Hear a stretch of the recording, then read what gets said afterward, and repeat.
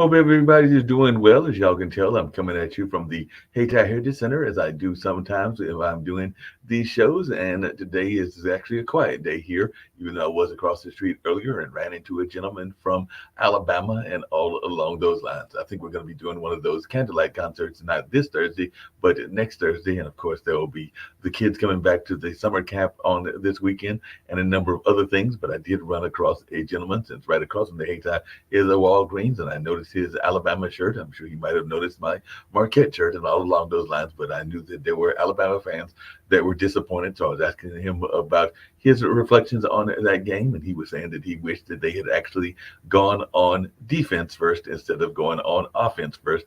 I guess he was feeling that they might have had a better chance if that is what they had did in that particular case. But that is not what they chose to do, and instead it'll be Washington against definitely Michigan in that final game and all along those lines. So definitely that is the way that things went in that space. And he was also saying that the snap wasn't a great snap either. So there were a couple of plays that he wished it could have been done differently. And I'm sure there are some people that were not happy with certain play calls and maybe even certain refereeing calls, because I know there were a couple of basketball games that definitely had some controversial calls, and definitely some NFL games that had some controversial calls. I'm thinking about that one that involved, I believe it was Detroit and a number of other folks as well. So definitely it'll be interesting to see what happens in that world as we're getting ready to get into the height of the sports season. Because I know that I have been definitely following my alma mater, which is doing good, it's still in the top 10, if I'm remembering correctly, and all along those lines, that being Marquette under the leadership of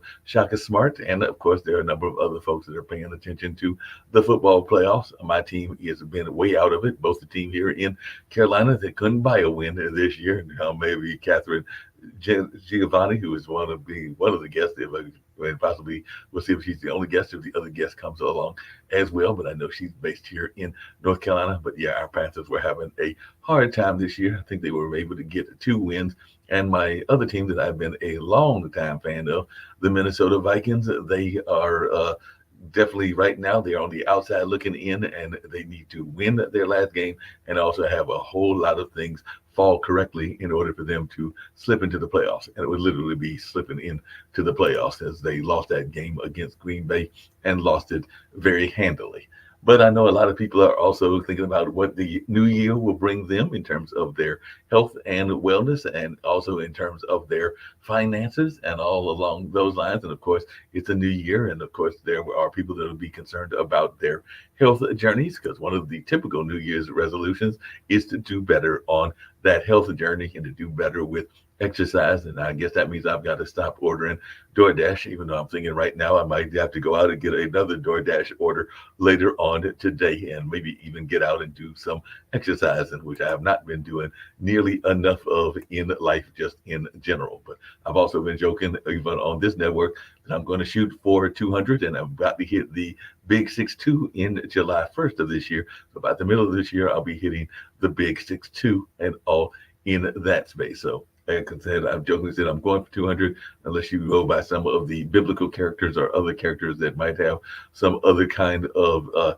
history, or maybe even perceived history, if they are from the fables and everything. Nobody has made it, and I doubt very seriously that I will make it either. But isn't part of the ultimate goal in order to achieve these things is belief and having a positive attitude? At least that's how I've always been taught, and all along those journeys. And sometimes you also have to learn that notion of forgiveness, which can be a very difficult thing, and all along those lines. And we're going to bring Kathy in, and she's going to share a little bit about what she's got going on in that space and a number of other things as well. So I'm definitely looking forward to this conversation, because one of my dear friends that I've been knowing for years is a breast cancer survivor. And I know that Catherine is a breast cancer survivor as well. So yeah, one of my friends in the music community has definitely been fighting that battle. I think she's been in remission for a number of years. That being my friend Sharon Allen, and I know others that have been fighting that for quite a while. But I'll bring Catherine in and learn more about what she's got going on, and just that whole notion of forgiveness, and also a little bit about her book, and also a little bit about what she went through. And as you say in your bios, and I know you've been on a number of great media outlets, including Nightline and Good Morning America, and of course being featured in the Time magazines and Forbes. But I did see that you are a proud breast cancer survivor, and like I said, I do know a few folks that have dealt with that, and it is definitely something that is something that I know you women are concerned about. But as I understand it, it isn't just strictly a women's ailment. There are men, then maybe not as many, but there are men that have breast cancer as well. So I wonder if you would just start off there, if you can share a little bit about that part of your journey, and then I definitely want to hear your thoughts around forgiveness, and I also want to learn more about your business as a concierge as well. Well, thank you for having me on, Mark. I appreciate it. Yeah, no doubt about it. So, was it at what point did you find out that you were involved in this, and is it part of what you do in terms of even discovering your own power? Because I do know some people then they are facing adversity, whatever that adversity is. That is oftentimes when they find their true calling and their true gift and everything. Or did you always knew that you were going to be a person that knew your power at a young age? I had glimpses of it. I grew up and I had a dysfunctional childhood and that kind of stuff. And so it kind of teaches you to be strong, so to Right. speak. And then it taught me to be angry Hmm. because, in the eighth grade, my parents got divorced and I was being bullied in school and I tried to commit suicide. So when I had a friend who pulled me out, as hopefully everybody does, but it turned me into this little angry ball of garbage. And Hmm. I kind of stayed angry for a very, very long time. 3 years before my mother died, she got sober and we became really good friends. And then she died. And once she died, my brain snapped, and I thought, I can't continue my life angry. I'm sick all the time. My finances are horrible. I'm always whining and complaining. I'm getting every flu bug. So I decided to change my life and I started to forgive people.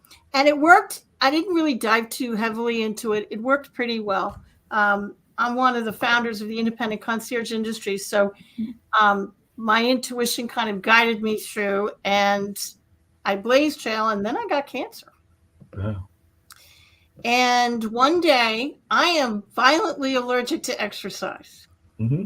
When you see the word exercise in the dictionary, my name is usually not there. Okay. So it was very surprising when all of a sudden I had this gut feeling. We all get these gut feelings. I had this gut feeling that I needed to take up running, me, but I couldn't get it out of my head. So a friend of mine said, try the Couch to 5K running program. This was in 2011. Wow. So I did, started to run, didn't mind it, went from a size 14 down to an 8, and it was close to my birthday in May, and I knew something was wrong. The weight was coming off too fast. And sure enough, the day before my birthday, in 1990, I found a lump. Oh, wow. Went to the doctor, and it was very large, stage 3 triple positive breast cancer. And the surgeon said if I hadn't taken up running, I would be dead because it was in a very strange spot. So we can't, my advice is twofold when it comes to these kinds of things. First of all, don't that little bird on your shoulder ever, Mhm. because it has saved my life 3 times. Not that I'm counting particularly. And the other thing is we can't control what life throws at us. I can't control the fact that I got cancer, but I can Right. control how I get through it. And I was sick for 4 years with chemo and surgery and the whole thing. So they send you to chemo class. Wow. True story. Yep. Chemo class. I'm in this tiny little room, very similar to the one you're in now. Mhm. And this nurse Ratchet sits at the front of the room, and all she tells you is negative stuff. You're going to get all of these horrible side effects, and you're going to have all these horrible things happen to you. And my brain just snapped. And I went up to the front of the class. I looked her right in the eye and said, no, I'm not going to get all of that. She said, oh, honey, it was in Raleigh, North Mhm. Carolina. Oh, honey, you're going to get most of them. I said, no, I'm not. Fast forward a year. I was sick as a dog, lost my hair, the whole thing. but I didn't get all the side effects. I didn't get all the stuff that other people got. She came up to me and she said, "What are you eating?" I said, "Pardon?" She said, "What are you doing to stay as healthy as you are with all the horrible chemo you're getting?" I looked at her and I said, "You remember a year ago when I told you I wasn't going to get that sick?" Right. It's your perspective. It's how you get through it. So forgiveness plays a huge role in how I got through it as well. Oh, a couple of things that you were saying that struck me and everything. I know that we have a panelist on the network who is getting ready to do the prostate test, and I know a lot of people get concerned about the prostate test and they get apprehensions, just like I know a lot of people get apprehensions about the breast cancer exams and all along those lines. So what do you say to those folks that are apprehensive about going for testing? Because I do know that once you reach certain ages, they are asking you to get various tests. For man, it is prostate and colon and a number of other things as well. And I know for women, they do ask for the mammogram and a number of other things. But, as a society, we oftentimes are not the biggest fans because of that description you just gave of our doctors and our medical establishment, because we are often afraid that we're going to run into the Miss Ratchets or those folks that are a little bit on the don't have the best manners in terms of the way that they handle their patients and all along those lines. So what advice do you give to folks that are apprehensive about going in for whatever the test may be? Don't die until you're dead. Hmm. I know people who have survived stage 4 cancer. Right. I know people who survived all sorts of things. Mm-hmm. The one thing I can tell you is cancer, it's an interesting thing and it's a horrible way to live. Right. But when you survive it, it changes you. And I've often been known to say it's probably one of the best things that could have happened to me, because it completely put me on a different path. It knocks you on your feet. It knocks you down. And when you stand up, you are on a different path. Because when you have dinner with the Grim Reaper and you don't go home with the guy, it changes you. I'm 62. And the fact that I'm 62 and talking to you is wonderful. Right. One of the books I wrote, I've written a bunch of books, I think 12, but one of the books I wrote is called Rainbows and Banana Peels. And I wrote it on my cell phone when I was in chemo because I was bored. But the book, it changes you. Cancer is a journey. And the one thing I can tell to people is don't listen to very well-meaning people. Right. I had somebody come up to me in the grocery store and said, "Oh, how much time do you have left?" 50 years, I hope, lady. Don't go up to people and say that. But when you hear the C word, your brain kind of stops. So it's very helpful to have a buddy when you go through this. I had my husband of 30 years, to have somebody who can get through it with you and stay positive. Being positive is easy for me to say, but it's not a day-to-day thing. When you're going through chemotherapy, when you're going through cancer, it's a minute-by-minute choice that you have to make. And when your brain goes to the dark side, try and pull yourself back. That's how I got through it. I had to keep my brain positive, and I knew deep in my heart it wasn't going to kill me, and it didn't. Now, along those same lines, I think that even if you get what some people would consider a death sentence, that if you have a positive attitude or a positive outlook, that you can oftentimes live past what people are expecting you to. Because I do know that both me and my dad had a dear friend that was involved in the art community here in Durham, and they were diagnosed with a terminal illness, and they have definitely passed on, but they lived their life past that deadline that the terminal illness was supposed to give them. Because I think they were told that they had like maybe a month or two to live and everything. And I want to say that they lived at least a few years past that terminal diagnosis. And I want to say that part of the reason that Michelle was able to get past that is that she had a very positive outlook, and she also had somebody in her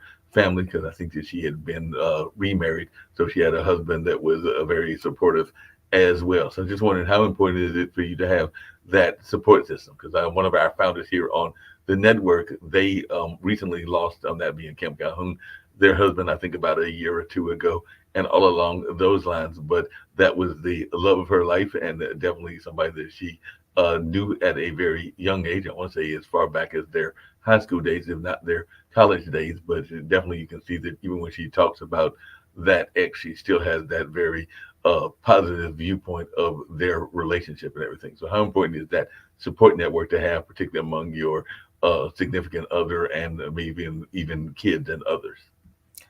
To have my husband and two sons support me is really what got me through. But to play devil's advocate, I had a bunch of jackrabbits in my life. I had really, really, really close friends who took off when I said I had breast cancer, and I've never heard from them again. Wow. They're just gone. I had family, I had friends, I had a bunch of people scattered like jackrabbits. But I had my husband and my sons. My husband has come to every surgery, every doctor's appointment, and he still comes with me all the time. He came to absolutely everything for what am I, 12 years cancer free, something like that. So yeah, it's very important to have somebody that you can rely on, but don't get too upset when the jackrabbits leave, because not everybody can take a diagnosis like this, and they're leaving because I wondered if they thought I was contagious. I really did. But I think they look at you and say, well, she can get it, so can I. And they run because they can't handle it. So just let them go. They weren't meant to be in your life. Forgive them and let them go. Well, speaking of forgiveness, you had mentioned earlier some of your own past history and even family history and everything. And I know that sometimes I am a similar age, like I said, 61, be 62 in July and all along those lines. And I know that for whatever reasons, I have not had that significant other in terms of marriage, but I've had folks that I have dated, including for long periods of time and everything. But sometimes if relationships go south, then you sometimes have to do that whole forgiveness thing. And sometimes they are bringing baggage in from past relationships as well. I know that one of your books is that forgiveness journey and everything. So I was wondering, why did you write the book? And do you think that we as a society are good at forgiving? Because I think that that's one of the most difficult things to do, is forgive people that have wronged you in whatever way and everything. And we're not always the best at doing it and everything. And sometimes we let it internalize. And I know that that's not healthy either. But I just wanted your thoughts around the forgiveness journey and why you chose to write this book. We are all taught that we're supposed to forgive, but nobody teaches you how. Right. We're also taught that we should forgive everybody, including the unforgivable. On a forgiveness scale of 1 to 10, they would be a 10. And I'm probably the only one that's going to look you in the eye and say, you don't have to forgive the unforgivable. Sometimes it's not even appropriate. You don't have to forgive the unforgivable. You can forgive yourself and the energy around yourself, but you don't have to forgive the unforgivable. And when I forgive somebody, it doesn't mean I want a relationship with you, because I probably don't. It's not like Alcoholics Anonymous. I'm not going to reach out to you, because I'm not going to. I can do it in the privacy of my own home, all by myself. It doesn't mean they were right. It means that I want you out of my head. I want to stop thinking about you, and I want to do something else. So let's say this is anger. It's a really good visual. It's the only way I can explain it to people. And then I'll answer how I got into this. But this is anger. When you first get angry at somebody, I can hold it off to the side really easy. I'm still conducting my life. I can still see Mark. I can see other people coming in. Easy peasy.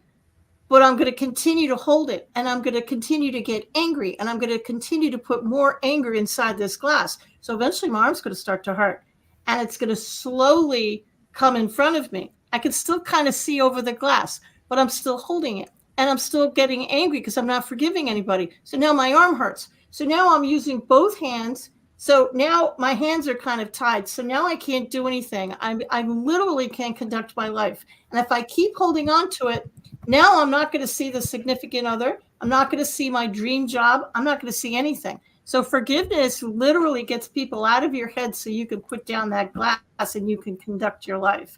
When you forgive people, it'll increase your finances. It will increase your health. It has a bunch of benefits. But do me a favor. Start with the easy ones first. Get a list of 10 people, a list of, people you need to forgive. Start with the people you label number one. The grocery cart rage, that person who cut you off in the grocery store and you got really mad. Start with them. Or the person in high school who stained your sweater, something like that. Easy ones. and save those number 10s for last. Now, what are some of the unforgivables? Because I know that sometimes one of the things that happens in the forgiveness journey is, I guess, the hardest person to forgive is yourself and everything. Because I know that there have been relationships that I've been in, and in hindsight, they were probably toxic relationships, and I probably should have forgiven myself in the first place for just getting involved in them. They might have been people that were bipolar or had other things going on in their Sure. life. And so, what do you consider in some of the things that are unforgivable and all along those lines? I'm imagining that there are certain deadly sins, if you go the religious route, that are probably unforgivable. But I was just wondering, There what are is. we thinking in the relationship standpoint that are unforgivable? It's a personal thing. What I think is unforgivable, somebody else might think is forgivable, but I'm thinking if you're raped or you were hurt or you were beaten, surely they are number 10s. Mhm. If you had a rough childhood, most people I talk to who had a rough childhood, forgiving their parents, they're a 10. Mhm. 100% they're a 10. Maybe you were bullied in school. Maybe they're a 10. Maybe you just left a relationship and for whatever reason, they did something that really set you off and you've labeled them a 10. That's fine. Forgiveness is an onion. And some of those 10s, you might have to do some mental gymnastics. You might be able to get them down to an 8 and then maybe eventually down to a forgivable level. And some of them you won't be able to. you know, you can forgive yourself. Mhm. And here's other things that nobody else is going to tell. You can forgive people, places, and things. You Right. can forgive your childhood home. You Mhm. can forgive your childhood school. Mhm. I forgave 1974. Why did I forgive 19? It was a horrible year. My parents got divorced and I was getting bullied in school. I was in the 8th grade and I almost committed suicide. So when I sat down and I started this forgiveness journey, I thought, I'm just going to forgive 1974 and everybody in it and the energy around it. I have a friend who forgave a little red wagon. She got her list together and she randomly wrote down a little red wagon, had no memory of the wagon, had no idea why she wrote it down, but she forgave that little red wagon because she thought, well, probably something from my childhood, and I guess I'm mad at the thing. So she forgave it. The thing about it is when you get angry, you think that the anger goes out into the world, you're yelling at somebody, and that energy, which is neither created nor destroyed, that's what Einstein said, goes up into the clouds and disappears.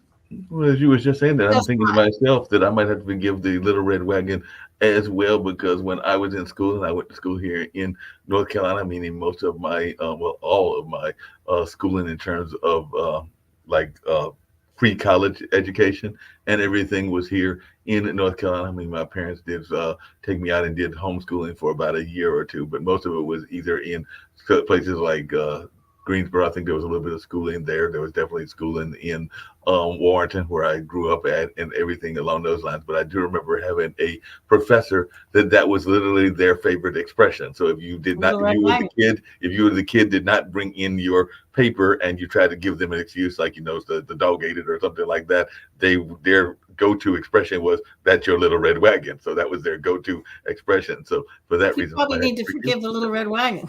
Right. I might have to forgive the little red wagon because that was their go-to expression. So much so that some 40 or 50 years later, I literally remember that expression and them using it ad nauseum and all in that space, because that was their way of saying that you had to take responsibility for what you did and not try to come up with an excuse. And that's where they used that little red wagon expression and all in that space. I hadn't even really thought about it that much until you just brought up that your friend forgave a little red wagon. So I'm gonna Now have I to know go. two people that have forgiven a little red wagon. There you Right. go. Yeah. That's right. But sometimes you got to forgive expressions as well. I might even have to forgive, and you'll get a kick out of this. But I remember when I was in college and I went to Marquette, I was notorious, and I think somebody else had a recent bet recently. It might even have been a famous celebrity and everything. But I was notorious for using Southern um, expressions and everything. And I remember a group of folks. Bless your heart. Yeah, yeah, bless your heart is one of those. But I was Mhm. always, as I was coming from rural North Carolina to Milwaukee, Wisconsin, using the phrase y'all. So I had Yep. some friends of mine that bet me that I could not stop using y'all. And I think it was probably something simple like a dime every time I used it, or a quarter every time I used it. And I think that at some point they realized that I was about to go broke if they actually carried out the bet. So they forgave me that bet because, like I said, I was keeping using y'all, and I still use it to this day. That's like I still drink Southern tea or sweet tea and all in that space. And yeah, they were like, Mark, we give up. We've already collected probably about $1,000 on you, and you have not stopped using the phrase. So I might have to forgive y'all as well. So y'all might be somebody else that needs forgiving, or I might have to forgive them for coming up with that stupid bet when we were in college and everything. You mentioned earlier, and I wanted to come to that, and definitely want to come back to the forgiveness journey, but you mentioned that you were one of the founders of an industry, and I'm thinking that was when you were in, I believe it was in the Midwest and everything. But during the pandemic, we saw a lot of people that got very excited about concierge work and all in that space, because that was one of those jobs that people needed help in, and all in that kind of line. So I just wondered if you could share a little bit about the concierge work and your being a founder in that industry, because I do know I went on my first cruise ever, actually with a friend of mine from Nevada, and I know that some of those people are also, the people that work on the cruise, also as a side job may do some concierge work as well, because they sometimes come from countries that are very concierge oriented and everything. But I just wondered how you got into the industry, and if you can share a little bit about that, because the network is founded by two entrepreneurs, that being Nick Palbeda and Kim Calhoun. But I just wanted your thoughts around getting into that business. It'd be my pleasure. The only way I can explain how I got into it is to tell you the history. In 1998, the independent concierge industry really hadn't been born. If there were 20 concierge in the country, that might have been high. It was started by a few hotel concierge who thought, if this works for a hotel, I bet I can bring it to mainstream America. So they did. In about 1998, I was living in New Jersey with my husband, and we had a meeting, an event planning company, and we read an article in Entrepreneur Magazine about this what we think is an interesting industry. We're not very sure, but it's something called concierge industry, and there are 3 people doing it, 3 people in the United States. And I read the article and I thought, we're doing more concierge work than we are meeting planning, according to the details of this article. So along that time, I moved from New York down to North Carolina. We were living in Apex at the time. So we started up a concierge business. There were no books, no classes, no articles, nothing. It was like the ultimate of self-taught. So I figured out how to do it. It took me about a year. And I had an office, and the phone started to ring. We put up a rudimentary website with dial-up modems and floppy disks. Yes, I am that old. And the phone started to ring with people saying, could you help me figure out how much to charge? I kind of want to do this. And if they weren't in North Carolina, I saw no reason not to help them. So I did. And my husband came into my office one day and said, what are you doing? I said, well, I'm just kind of helping him. He said, why are you doing it for free? That was a really good question. Why am I doing it for free? So I pivoted our business for the 3rd time, and we turned it into a concierge consulting company. Eventually, I discovered there was no associations for independent concierge. So being that I'm a big fan of pain, I started an independent concierge association, and that's how I became one of the founders. It went from 20 people to worldwide. I taught people how to offer 5-star customer service, staff all over the world. I retired from the industry last year, but that's kind of how it started. And I wrote several books about it.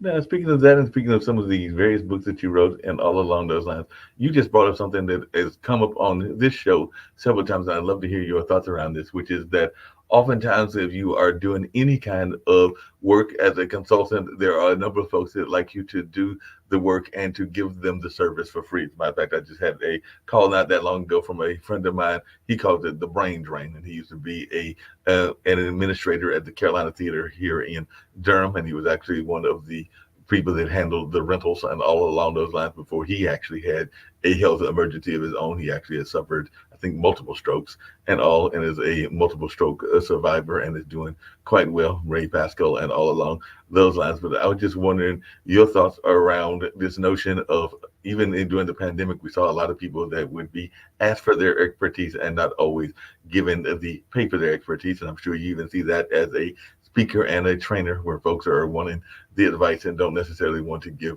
the rewards. And I mean, they definitely would get their plumbers paid, but they don't always want to pay their event planners or their concierge or a number of others. So what is your advice to those that are running into this idea of, you're doing it even at the age of 50 or 60 for the experience or this or that? There's always various reasons that they give you that they cannot afford to pay you and everything. So what advice do you give to folks that are in the entrepreneurship lane that are facing those folks that are nickel and diming them for whatever reasons? Well, I'm not going to pay you, but you're going to be exposed to a lot of people. You're going to get exposure.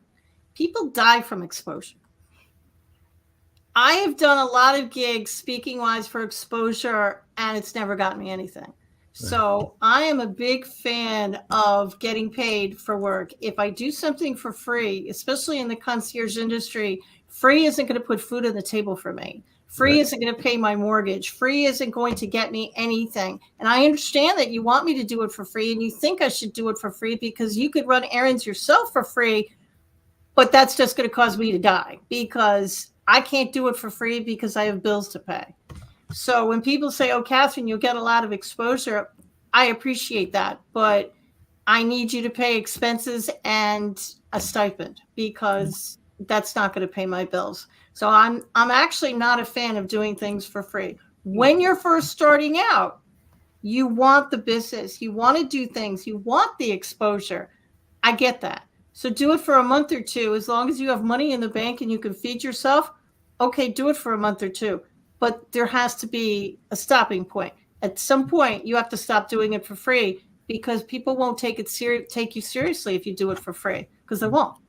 No, they definitely won't. And along those same lines, one of the things that I know became very popular, and I joked about it at the beginning, and I was only partially joking and everything, but even in the concierge business, there are a lot of people that were feeling that, why should I pay for a concierge when I can have somebody that is doing it on the independent or the gig level? Because I do know that there are some people that would consider Instacart or some of the other ones, even Grubhub and DoorDash, as a form of concierge work and everything. So what is your answer to folks that are like, why do I need a concierge when I can actually hire some of these gig type workers to do what basically a concierge does and everything, when you call it of that notion of running errands? And there are some people that are pointing to some of these new companies that have popped up over the last 5 to 10 years.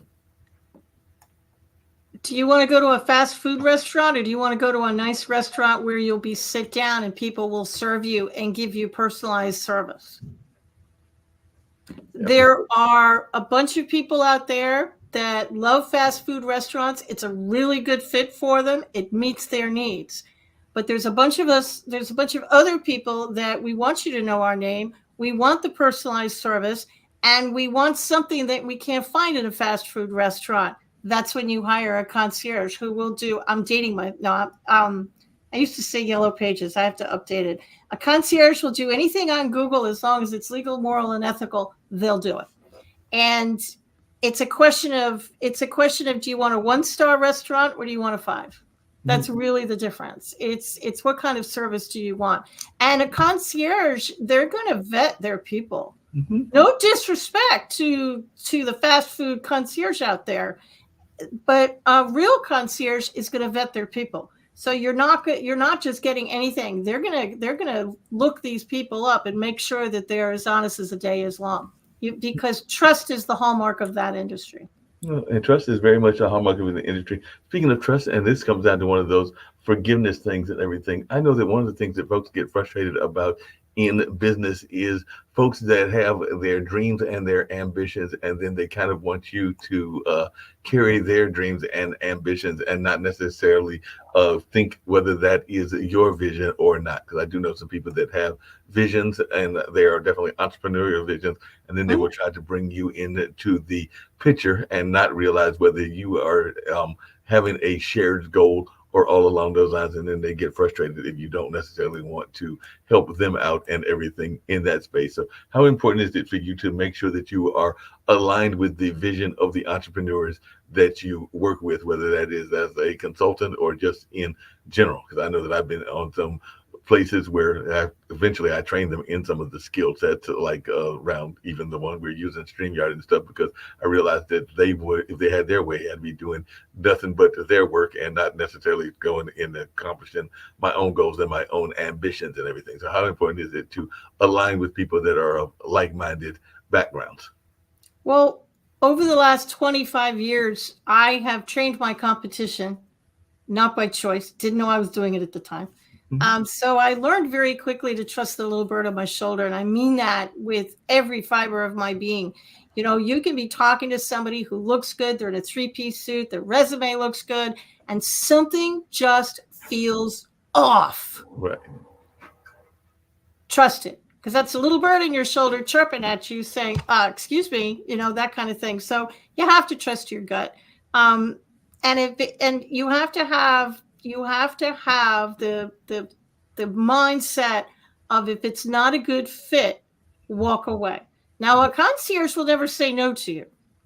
We train that, but they'll say something, well, I can't provide that service for you. It would be my pleasure to find somebody who will. Give me 24 hours, give me a day, give me a week, and I'll circle back and I'll give you a list of people who can help you. So what's the craziest thing? I've done that many times in my life.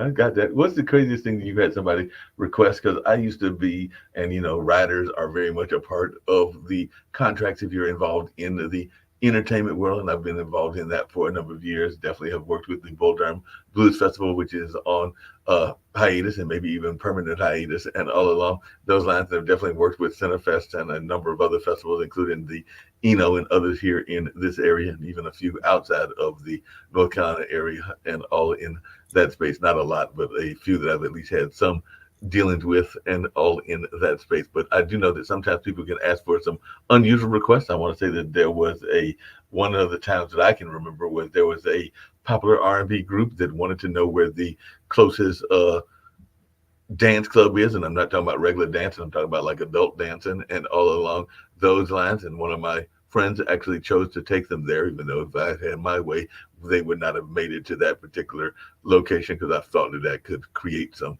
jeopardy to their career and just into life in general and everything. But unfortunately, I had a friend that was less scrupulous than that in my mind and everything. And then I also had somebody that, I think that was with the Blues Festival, wanted a particular cigar brand that I don't think we have that much of here in the area, and it was difficult to find it, but we did find somebody that found that brand and everything. So I was just wondering, what are some of the more unusual requests that you have seen as a concierge? In my website, in my blog, is a blog entry that's the 18 craziest concierge stories I've ever been across. And it's also in one of my books, The Concierge Manual. But once upon a time, long time ago, there was a concierge who was asked to do a party in Egypt, and they needed to find a dozen albino peacocks. Who knew that such a thing exists? But apparently they do. And so they had to find an albino peacock. They found an albino peacock farm somewhere in Europe, had to fly the peacocks from the farm to the party that was in one of the pyramids of Egypt, because of course it was. And they had to get them there alive, and then they had to get them back. So that's a crazy story. That's definitely a crazy story. And just to think, albino peacock. Yeah, to try to find some albino peacocks, that you got to go and find them and everything. But Then there's another story. It was an international concierge, a company called Quintessentially, and one of the partners of the company told me this story. He said he was driving to London, and he got a call from a client who was stuck. They call elevators lifts over there, and he said he was stuck in a hotel lift. And he called me because he wanted me to get him out. Okay, call me crazy. If I'm in a hotel, I'm not going to call my concierge. I'm probably going to call the hotel front desk and say I'm in your elevator. But this shows you how addicted people get to their concierge. And that's what you want. You want them to have you on speed dial.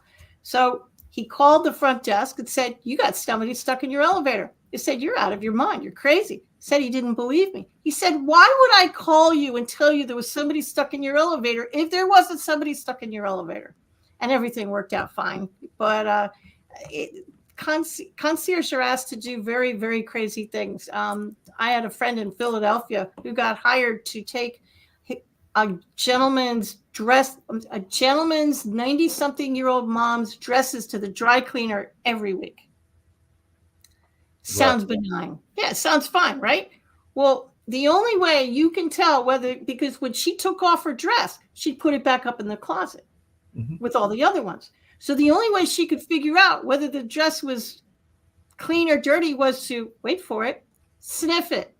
And I looked at her and I said, please tell me you don't provide dress sniffing services. And she said, well, you got to do what you got to do. You got to do what you got to do.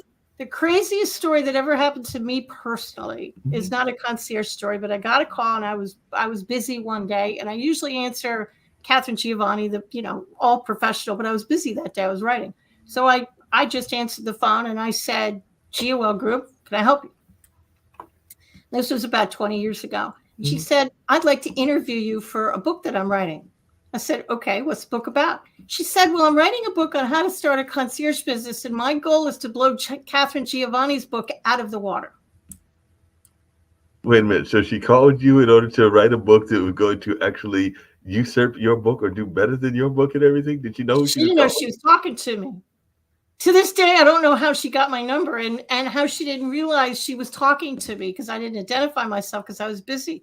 So I'm from New York. And, for a split second, you think to yourself, I could have some fun with this and I could play this out a little bit. But because I'm a concierge and I am who I am, I immediately said, it'd be my pleasure to grant you an interview. But sadly, you're speaking to Catherine Giovanni. Click. She hung up that phone so fast. We didn't have cell phones back then. We actually had real phones. You could actually hear it slamming into the cradle. And I looked for that book for about a year, and surprisingly, it never came out. It never came out. I'm not exactly shocked by that.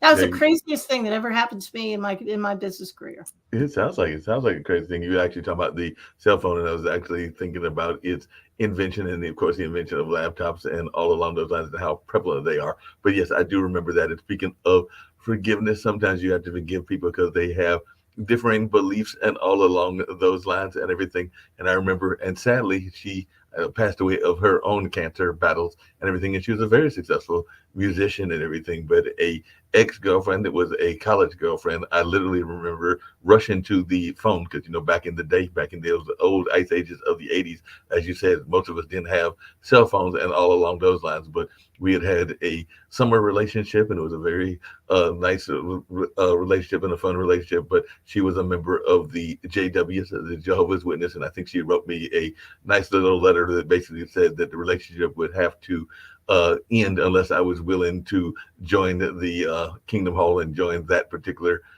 denomination and that particular religion. And I was not feeling it at that time. Don't think I'd be feeling it at this time either and everything. So I just remember rushing downstairs to the common phone to basically call this young lady and basically be like, okay, that was fun, but no, that's not happening. So I'm not joining that particular church. So this relationship is ending and all in that space. So that was lots of love moving on, right? It was fun, but I had to move on because I was not feeling it, and all along those lines, it was like that was one of the times where I had to forgive myself in order to make that decision and be like, nope, can't do it, cannot compromise my own principles in order to follow in the love train and all in that space. One of the things we talk about a lot of times, Kathy, on this show, and I'd love to hear your thoughts about this because you've got so many great stories and so many things that you've been sharing and everything, is that this notion of the inner critic, and you kind of alluded to it before and everything. And we've definitely had several guests that have talked about it before as well. And whether it is relationships or whether it is job opportunities, even so where I'm at now, there have probably been job opportunities that I had that conversation with myself constantly and kept telling myself, no, don't go for it. Don't go for it. Don't go for it. And by the time you finally talk yourself into going for it, the job has left or the relationship is left or whatever you are pursuing has left. So we do know that the inner critic can be the worst critic and all in that space. So how have you dealt with that inner critic? And have you had those moments where you're sitting there going like, I know that I am having this internal dialogue with myself, but it might be getting me to lose some business, even in the entrepreneurship journey or in the concierge journey as well. So I just wanted your thoughts around how you have dealt with that inner critic. You can talk yourself in or out of anything, right? Mm-hmm. And you can drive yourself crazy. Should I go in this direction? Should I not go in this direction? Everybody's telling me I should take my business in this direction, and I should market, and I need business cards, and I need to be on social media, and I'm going to be on Facebook and LinkedIn and Instagram and X or Twitter or whatever they call it today. I'm going to do slow down. First of all, one of the things I always ask myself, whether it's something that's blowing up in my life or a direction I need to go in, is I actually legitimately ask myself, what is the most loving solution?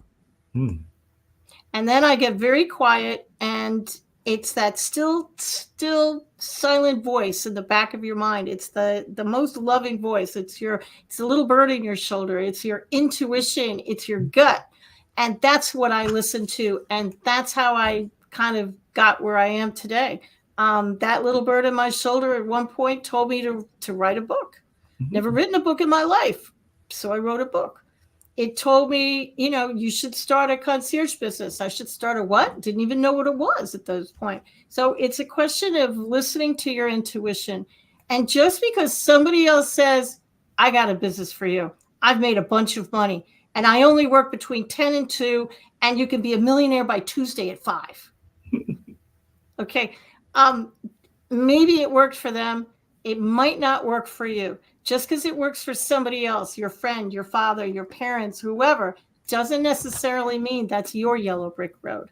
So, if you're stuck, and I mean really stuck, I tell everybody to get quiet, turn off your technology. These things do have an off button. Tell your family you need to be quiet for a half hour. Tell them, go lock yourself into a closet. I used to go into the garage when my kids were young. My sons are grown and out, but when they were young, I used to go into the garage and lock the door, get a pad of paper and a pen, and then just sit quietly and say, what direction should I go in? And then whatever words form in your mind, write them down. Write them down blind. It doesn't matter what you write, just write it down. So this is an exercise to help you tap into that inner critic, to tap into that inner voice, to get the answers that you're looking for. Because the answer to every question that everybody watching this broadcast has is not going to be found in any of my books or gurus. It's actually all the answers you need are right inside of you. They're already there. It's just a matter of tapping into them.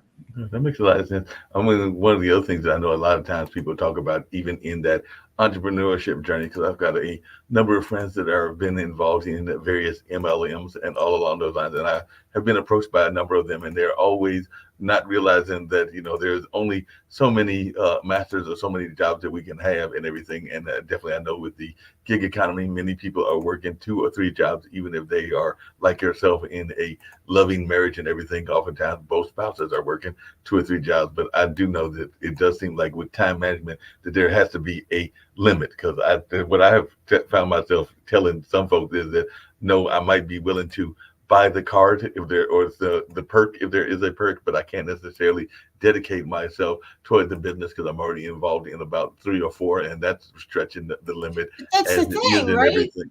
That's the thing. We're chasing happiness. I will be happy when I graduate from school. Okay, I'm a genie. You graduate from school. Are you happy? No, I'm going to be happy when I get married. Okay, boom, you're married. You happy yet? We keep bumping the happiness. When are you going to be happy? When you're 95 and your teeth are in a cup by your bed? The trick to life is, and this is what we're taught, and you're taught wrong. No disrespect intended, but we're taught that you get a bunch of money, you work really hard, then you'll be happy. It's actually backwards. Get happy, then the money will flow. So if you're not happy in your job, you're not happy in your relationship, you take everything you're doing, get a pad of paper, put a line down the middle, go pro and con, or yes and no, whatever you want to do. Everything that you love, put on the left side, and everything you hate, you put on the right side, and see what kind of commonality you have. If you're trying to start a business, well, I like to travel. Okay, write that down on the left. Well, I don't like to work with people. Okay, well, we might have to amend that. And that's kind of how I've always approached things. It's a question of what makes me happy. There's no reason you can't make money doing something that makes you happy.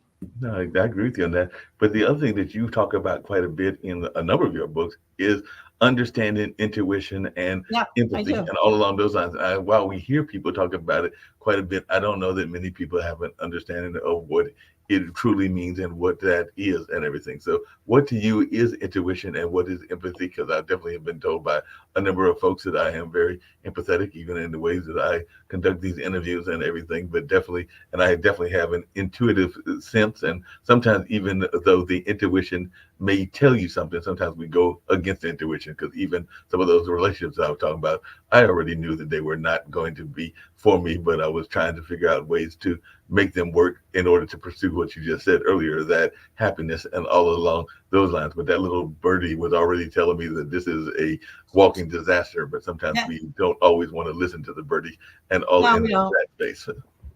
When I don't listen to that little bird, that's when things go wonky, right? You're Mhm. very intuitive, and everybody's intuitive. Our intuition will talk to us in one of four ways. You'll see it, you'll hear it, you'll feel it, or you'll just know it. Right. I hear things. Now, it doesn't mean I'm in the middle of a Stephen King novel and I'm going to start hearing and seeing ghosts coming in. That's not what I'm talking about. You will hear the message in a song. You might even hear some words in your head. I usually do. You hear the message in somebody who's talking to you. The people who see it, it's not that you're going to see ghosts. You see the answer. In school, you were a visual person. In school, I like to hear I like to hear music. I like to hear the teacher, because that's how I learn. Visual people, I want to see it. I want to see the spreadsheet. That's how they learn. The people who just know it just 1 minute you don't, and the next minute, boom, it's in your head. Right. And you just know it. You don't know why you know it. You just do. And then there are the people who kind of feel their way through life. You go, and they're called empaths. And you walk into a room and it just feels off. Right. Or you shake somebody's hand and something's wrong. And you listen to it. And, if you go into a room and it feels off, my advice to everybody, okay, leave if you're allowed to, and make sure you look around the room before you leave and maybe write down your feelings so you can go back and learn that again. And it's a matter of listening to your special gift, because we all do this. Every single person on the planet is intuitive. Right. Every single one of us. We all just have a different way of hearing it. And it's a matter of just identifying one of those four ways. Everybody listening say, oh yeah, I kind of do that. I do have feelings, and I kind of walk into a room, and sometimes I just know, or sometimes I just know things. I mean, I just know it. I just know the answer. It comes right out of my mouth. I just know it. Or sometimes you'll just think, I heard it. I hear voices in my head. It doesn't mean I need a straitjacket, and it doesn't mean I need medicine. It doesn't mean that I'm schizophrenic. Sometimes I legitimately will hear answers, or sometimes you'll see it. You'll see it in your mind's eye. Can you see your childhood bedroom in your mind right now? I sat there and dug long enough, because I do remember there was a big teddy bear that I had. Yeah. I want to say Can you see the color of the teddy bear? Can you see the room? I can see some of that, because I remember one of the teddy bears was like a brown, I want to say it was like a dog-like figure, and it had big fluffy ears and all in that space. I do remember that was there. And I want to say that there was one of the rooms in the childhood had a bunk bed, and part of the reason of knowing that is because it was literally, remember, and it's a sad memory, but falling out of that bunk bed and literally landing on the floor, thumping myself on the floor, dusting myself off, realizing that I was all right, looked up at the bunk bed, and it was like, no, I'm not going back up there. So I ended up sleeping on that particular day, I think, on the floor, because I was not going to climb back up to possibly roll back over and hit that floor one more time. That's clairvoyance. That means you're clairvoyant. That means you see the answer. You could see the answer in your mind's eye. You see it. You see it on the page. You see things that you read. But sometimes you can just see the images, and you can see the answer in your head. That's clairvoyance. When you hear things, that's clairaudient. It means you hear the answer. I might hear it in music. I might actually hear angels and stuff giving me guidance. And the empaths and the feeling, these are all what they used to call clairs. And everybody on the planet has one or more of them that they're good at. It's just a matter of waking up to the fact that you are special, and everybody is intuitive, and everybody can learn this. No, I agree. Yes, I wrote a book about it. So yeah, there you go. No, definitely. I know that's something that more people can tap into, because I remember when I want to say it was in my senior year of high school, you're talking about childhood memories and everything, going to a journalism camp and everything. And even to this day, and we were from 5 different states. I think that the furthest south might have been Georgia. So it's Georgia, South Carolina, North Carolina, I think Virginia, Maryland, DC area. So, and before, as soon as I stepped in that room, and ironically, that was the same year that my grandfather passed away and everything, and all along those lines. But as soon as I stepped in that room, I already had seen every last one of those faces and everything, because I had one of those visions that you're talking about. Because it's like, I had never met these people ever in my life, and there was a select few that I still hear from every blue moon and everything. But definitely, I just remember as soon as I stepped in that room, I had already known their face and knew who they were before I ever knew them personally, because I'd had a vision of them prior to that particular event. It's nothing to be scared of. A lot of people have these visions.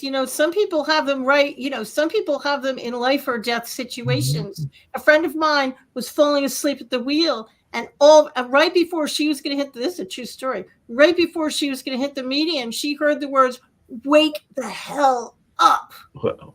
And she woke up and turned the wheel, and it saved her life. Wow. The trick is to tap into that energy when you're not in a life and death situation.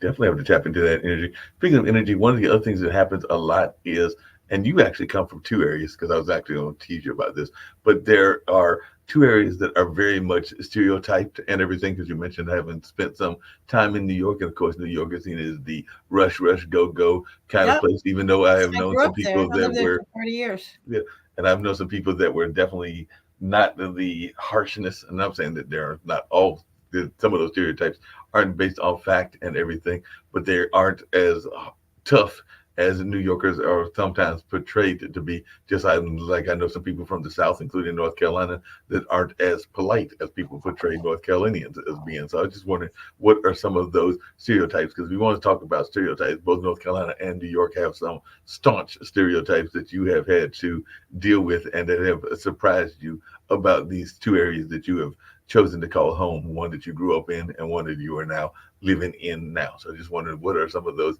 stereotypes that have surprised you that you found to either be true, or, as I alluded to earlier, they're not always as true as they are perceived to be? New Yorkers are given a bad rap. They're called, it's rush, they're cold and nobody wants to help each other, and that's actually very far from the truth. They are warm, they are friendly. Most of them will give you the shirt off their backs. In the South, I have found warm, friendly, approachable Southern hospitality, and I have seen people that I just wonder how they get through life. Right. And I have learned a few things. Here's the difference between a Northerner and a Southerner. I figured the North and the South out. I have not figured out the West or Europe, but I have figured the Northerners and Southerners. If a Northerner wants to say something wonky to you, they're going to do it at the beginning of the sentence. So they're going to look at you and they're going to say, "With all due respect," and then they're going to verbally punch your lights out. So if you hear somebody from New York or New Jersey saying, "With all due respect," brace yourself, because you're about to be hit between the eyes with something. Right. A Southerner will put it at the end of the sentence because they don't want to hurt your feelings, and they're very hospitable. So they'll put it at the end of the sentence. So they're going to small talk you for a long time. They're going to want to sit on things. They don't want to make a decision right away, most of them. And then they're going to put their thing on the end of the sentence. So they're going to say something to you like, "Your baby's as ugly as a stump, bless his little heart." So if you hear a "bless your heart," try really hard to think about what was at the beginning of that sentence. Right. But Southerners are warm, friendly, and approachable, and so are New Yorkers. It's a question of, when I go to a city, I expect to meet warm, and I know this sounds weird, but I expect to meet warm, friendly, and approachable people, and that's usually how it plays out. I expect to meet nice people. Every once in a while I get, you get hit by things, but most of the time I meet really, really sweet people. Speaking of getting hit by things and everything, you had talked about it earlier in one of the shows that we do every Sunday. I actually do it with, well, they are the host of it, Stephanie Hockenhall, who is in Kansas, and her son, Gene Francis, if I'm remembering no, Gene Williams, if I'm remembering his name correctly and everything. But it's a show around bullying called Where Is the Love? And all along those lines. Yeah. But definitely that being said and everything, one of the things that I know that you talk about in some of your talks is this notion of forgiveness and whether you have to forgive the person face to face. And I do know that in their case, they have been bullied in relationships, they've been bullied in workplaces, they've been bullied in a number of varying environments. They were even talking about how bullying can happen in the church, and I do know that that is That's for true. real as well. But I was just wondering, is that something that folks should try to forgive people if they're going to forgive them face to face? And do you have to tell folks why you are forgiving them and all along those lines, or can you just do it in the quiet of your own home and let them not even know whether you've forgiven them or not? Or is it better to do it in a public landscape? The way I approach forgiveness, especially in the book, is this is not Alcoholics Anonymous, so you don't have to reach out to people. You don't have to talk to them. You don't have to call them. Forgiveness is very personal and very selfish. You do it for you. You don't do it for them. It doesn't mean they were right. And just because I forgive you doesn't mean I want a relationship with you. I Mm. probably don't. I probably don't even want to talk to you. You do it in the privacy of your own home. You don't have to tell anybody you're doing it. You don't have to reach out to them. It's something you do for you because you want to get them out of your head. You want to stop thinking about this so you can look at the opportunities in the world and the universe can start flowing stuff to you. You want to get this stuff out of your head and out of your energy field. Because when you get angry, it kind of sticks around in your energy field. So if you get angry enough over enough years and you don't forgive people, you're kind of walking around in a gray cloud. So forgiving people, as if you believe Einstein, it's going to change that energy from dark to light. Energy is neither created nor destroyed. It just turns into something else, and that's what you're doing with forgiveness. But it's personal. You don't have to tell a soul you're doing it. You can do it in the privacy of your own house. Nobody has to know. That sounds And great. you don't have to forgive the unforgivable because some things you just can't get there, and Yeah. that's fine. Yeah, that definitely. There's some things that you can't forgive, and then That's whatever it fine. is, you're unforgivable on your unforgivable list, and all along those lines. I've talked to a couple people both on the network and even outside the network in like just face to face conversations as well that have talked about how they feel that despite the divisiveness that is going on in the country and what's going on in our political landscape and in our world landscape, that they actually feel, and these are even a number of people that consider themselves to be empaths or to be involved in what some people call light work, that we are actually heading toward a better time of the year and that there's about to be a shift and there's going to be a positive shift. And I was just wondering if that's something that you believe as well. And if so, do you think that 2024 will see that? And if so, when, how will it happen? Because I've heard a number of people that have said that all of this turbulence that we've had for the last several years, including the pandemic and including those various wars and a number of other things, is the prelude before a positive shift that is they feel is in the future of the not just the United States but the world in general. But I just wonder your take on that and whether you think that we are heading toward a positive shift. I agree. The thing about life is you can't forgive something and clear it if you don't know it's there. Mm-hmm. So it's almost like the earth is bringing up all the horrible things. They've been there all along. We just didn't see it. But now we're Right. seeing it. It's all coming up. And now that we can see it, you can fix it. Mm-hmm. That And makes it looks like our world is getting worse. But what's really happening is it's actually a rebirth. And we're seeing all the horrible, yucky stuff come up. And hopefully, our society all across the globe is going to have more loving, more compassionate way of looking, a more forgiveness, a more forgiving energy. And I agree with them. I think we're moving towards a completely different world that's going to be a lot better than this one. But we're not going to move to it until we get rid of all the horrible stuff. And you can't get rid of it if you don't know it's there. Yeah, that makes a lot of sense. You had mentioned earlier having that loving husband of yours and definitely having the two kids and all along those lines. And I had alluded to it earlier, having a multitude of jobs in my own life and everything. But how do you deal with that work-life balance? Because that is something that I find a lot of entrepreneurs struggle with, and all along those lines. I'm just wondering, how do you deal with that work-life balance? Because I know earlier you had mentioned something that I know a lot of folks have a difficult time with, which is turning off of the devices. And so when I say devices, I'm not just talking about the computer, but sometimes you also got to turn off the TV. And like my nephews, if you got one of those Oculus sets, you sometimes might have to turn that off as well. But how do you deal with that work-life balance and all in that space? We figured that out years ago, actually. We both wanted to stay home with the kids, and I like to work. So we pulled our operation and our company into our house. So I've been working out of my home since 1995.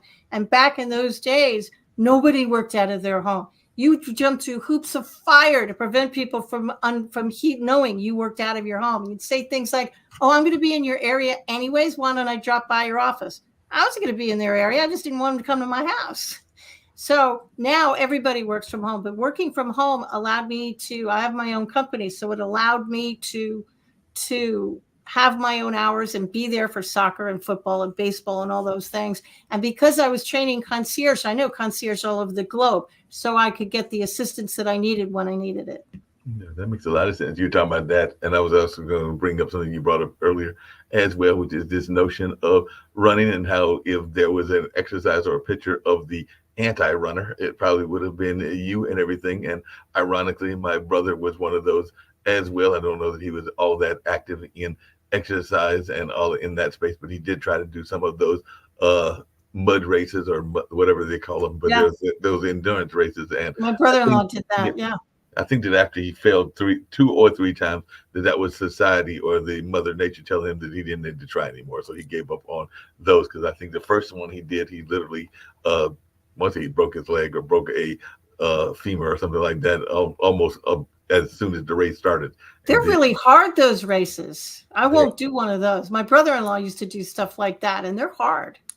yeah, they're very hard. And like I said, I think Mother Nature was telling him not to run in those, because I think it was the second or maybe it was the third one. And I don't think he's attempted it since. He's got some other hobbies like riding those Polaris slingshots, and Yeah. definitely using those to do other things that are very much his way of relieving and exercising kind of like whatever tensions are and everything. So what are some of the things that you do? Because I know that I sometimes will do puzzle games and everything in order to alleviate whatever stress may be going on in life. But what is your go-to activity to alleviate stress, whether it is stress from work or stress from family or just stress in general? Because I know that I have used to play Word with Friends, and now I'm doing one of those puzzles that has to do with shapes and trying to get the keys that then solve one of those kind of like detective mysteries, or kind of like a logic puzzle. As a matter of fact, I think that's the name of the game, is Logic Puzzle or something like that. But yeah, I've been finding those. But what is your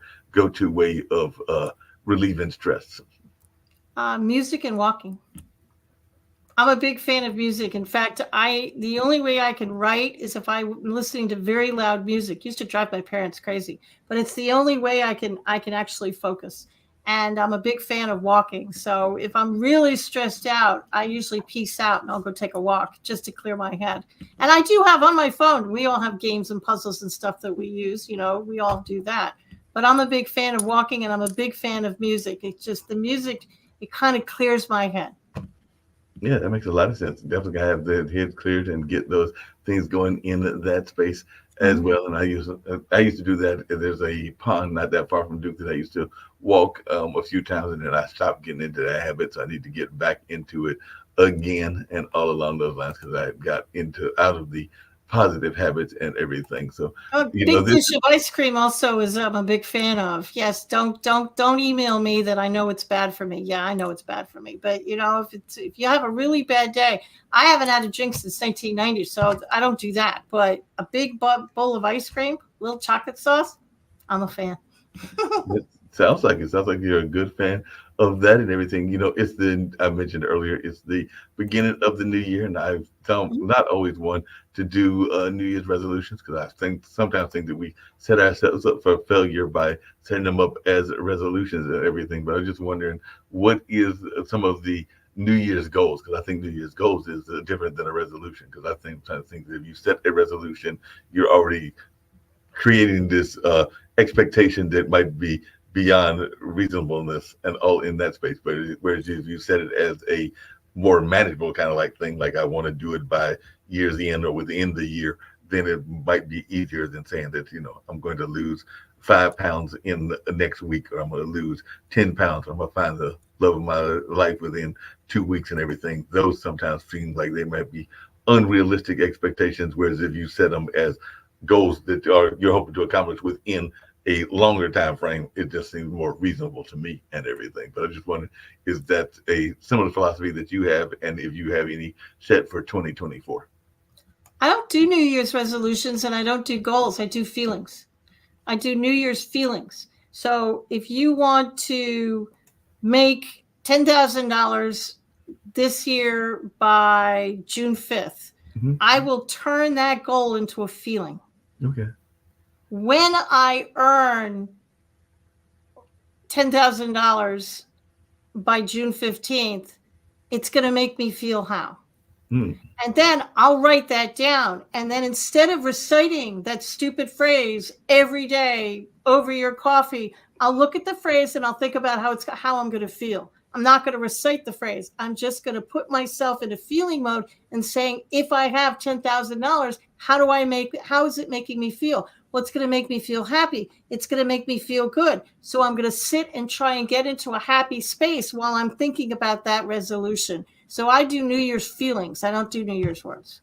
New Year's feeling sounds like a great way to do things along those lines. I know a lot of people this past New Year's were rushing down as society has opened up again to go see the acorn drop, where I understand there was an egg that was dropped in Nashville, North Carolina, that is, and I think there was a pickle drop in Mount Olive. So I was wondering, is that what you and your husband did, or were y'all one of those folks that was doing either a watch service or doing the kind of like relaxing at home? Because I know I brought it in, literally watching, I think, our local affiliate and them showing the dropping of the acorn, and also calling mom, because I do think it is important to have that connection to family members as well, particularly if you have a loving family. And I know not everybody has the same kind of loving family that I had, and all in that space. But if you've got a good relationship, it's always good to stay in touch with them if you've got that loving relationship. Now, if you don't have the loving relationship, that's a whole nother matter and everything. But I was just wondering what y'all did for the New Year's, and how important do you think it is to be connected to one family, and also being connected to what some people call the ancestors? Well, usually we don't drink, so we usually stay home. Most of my family has passed, sadly, but we will call the family that's still alive on both sides, and we will certainly call our sons. But we usually stay home. Sometimes the sons will come home and be with us. More often than not, I'm asleep by 12:04. I mean, I will try and manage to stay up until 12, and then I peace out. Like at 12:04, I'm like, okay, bye. It's like the new year started. I'm going to sleep now. It's time to go to sleep and everything. Yeah. What advice did you give to your children that you think you wish more people would give to their kids as well? Because like I said, I don't have any kids of my own, but I do have my 2 nephews that are turning 40. Well, they were born in 2008 and 2009, so they're about to turn 15 and 16 in August of this year and everything. So they're definitely both teenagers, and I just recently learned from my brother and everything. It's just the 2 of us that I now know what their careers are, because I think that the oldest one is thinking about being a architect, and I think the younger one is thinking about either being a lawyer or a biologist, which is good for them. Yep. It's 2 different careers, lawyer and biologist. That's on 2 opposite sides there. It's 2 opposite, and I'm not sure where the lawyer is coming from, because I don't know that he has any lawyers in the family. His grandfather or his great-grandfather, because it was my grandfather, but his great-grandfather was a biologist. The building at North Carolina Central University, the biology building, is actually named after my grandfather, his great-grandfather, and I know that my granddad, my dad, his granddad, is also very much into science and biology, even though he's known more in this area as an artist and all in that space. And he had that happen as a second or maybe even a third career, because he was also an activist and was also involved in radio and a number of other things before becoming an artist over the last, I'd say, but him and Linda have been together for 25 years. So at least probably almost a quarter of a century, if not longer, that he's been doing the artwork. But he's definitely been an active artist for probably the last 10 or 15. and all in that way. But I was just wondering, you know, it's just interesting hearing the advice from other people. So what advice did you give to your kids and everything? Well, one thing we did is we had a family dinner. We sat down as a family and ate dinner almost every night. And I would ask the boys, what is the best question you asked today? Because I didn't want to say, what was your favorite lunch? What did you do? Nothing. I mean, you're trying to elicit something. And inevitably something would come out, and I would tell them, what is the most loving answer you can come up with? You know, if they were having a fight with something, well, what's the most loving way you can get out of this mess? Tell me that. And the other thing I tried to do is just let them be their authentic self. You know, I tried not to mold them into the image that I wanted them to be. I tried to allow them to be whoever it was they were going to be. And my oldest son is a federal law enforcement officer, works for Homeland Security up in Washington. And my other son is a video editor. So they turned out pretty well. It'd be nice if they gave me some grandkids at some point, but, you know, we can't have everything. Well, like, and that could happen late because my brother actually gave my parents their only grandkids when they when he was in his late 30s, early 40s, because he is now in his mid 50s or about to be. I joke with him that this is the year that he will turn the speed limit. So he'll turn 55 in October and all along those lines. Good for him. So it was literally 39, and it was with his then wife, and now he's got a new fiance because that relationship, for whatever reason, did not work out and everything. But they are co-parenting and doing a good job of co-parenting. But definitely at 39 is when Malik gave them their kids and everything. So that would have mean that mom would have been around our age. She would have been in her 60s at the time that she got her first grandkid and everything along those lines. Because, like I said, I don't have any, and Malik was waiting as well. So, and Dad was probably in his mid 60s at that time and everything. So he was almost pushing, probably near, he's probably pushing near 65 at the time that he had his first grandchild. And I know some people that are in their 40s and 30s that even have grandkids because they had them very young and everything. So definitely it'll be interesting. But my mother used to reverse her age. So, you know, I'm 62. So she'd say, well, I'm, 26. Yeah. I always thought that was pretty funny.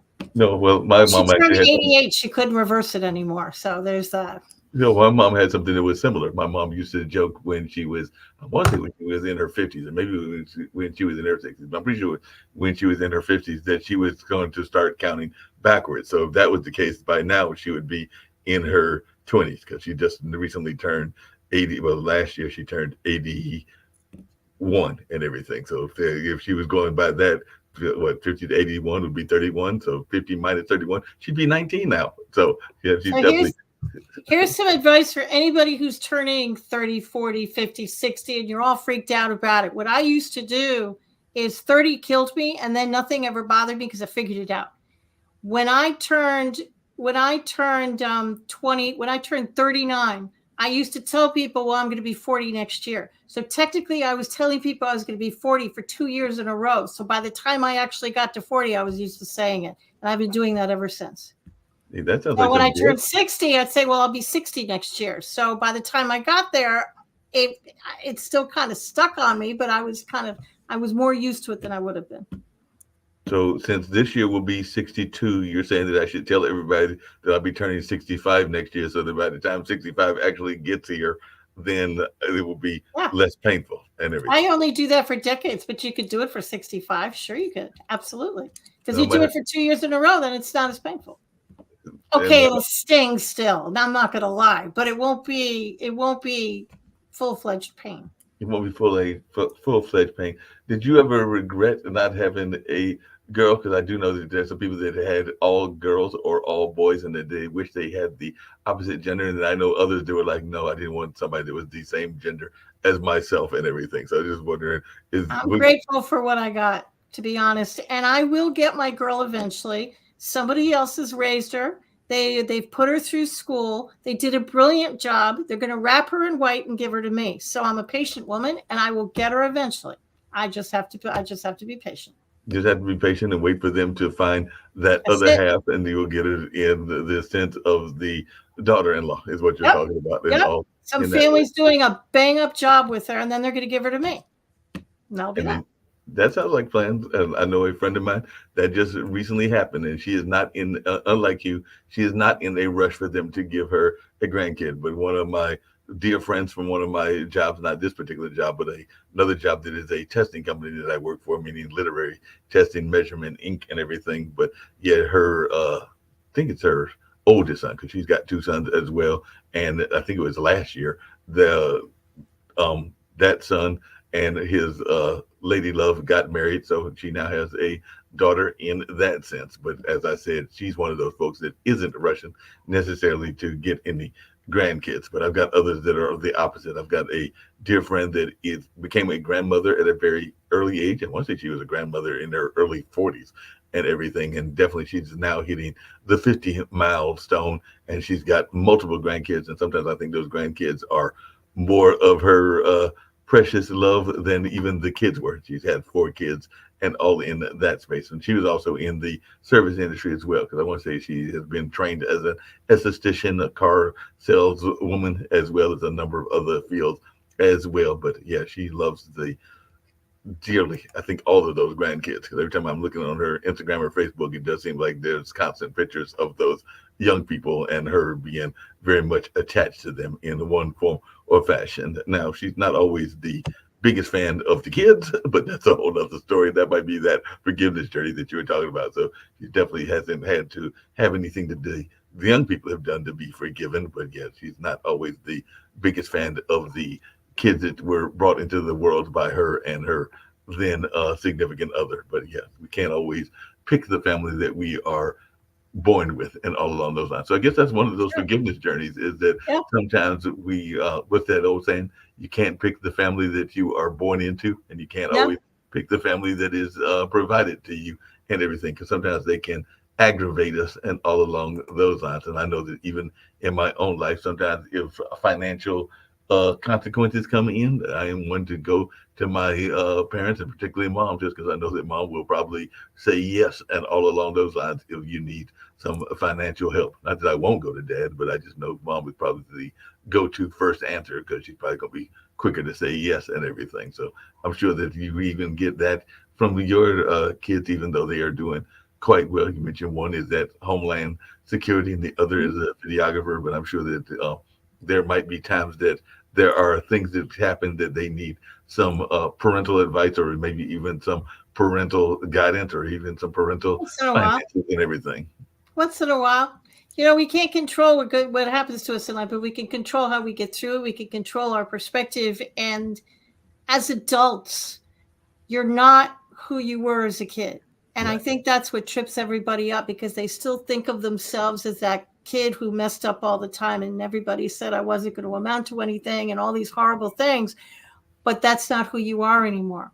And if somebody is looking at you through those rose colored glasses because they're family members and they see you as that 16-year-old who used to mess up, and you're not that person anymore, that's their problem, not yours. Yeah. Um, how people see you is their problem. How you see you, that you can control. So just knowing you are not that person anymore. And every day we wake up, it's our opportunity to reinvent ourselves. We don't have to wait for January 1st. Every day is a new opportunity to say, that's it. I've had it. I'm going to change. No, but No along those same fanfare, lines, no book, no, trumpets, just a quiet little, I'm done. yep. But along those same lines, there, because but when the pandemic first started, I actually need to reach back out to IPC, who is a well-known graphic artist in the sense of like cartoons and other kind of animation, and also a haiku champion, and is very active on Clubhouse and even some other platforms. I think he's on Instagram and a number of other things. But during the pandemic, he started a kind of like a cartoon oriented audio troupe that I was a part of, called the Funky Eye Puppets. And one of the things that he talked about was how we sometimes lose that childlike wonder and don't You necessarily did. want to tap into that childlike wonder as well. So that is, I hear what you're saying about definitely being responsible adults, but sometimes I think that we also, on the flip side of that, don't do a good enough job of allowing some of that childlike wonder and some of that childlike joy to stay into our life as well. But I just wanted your take on that, because that's something that I enjoy doing and might even get back involved in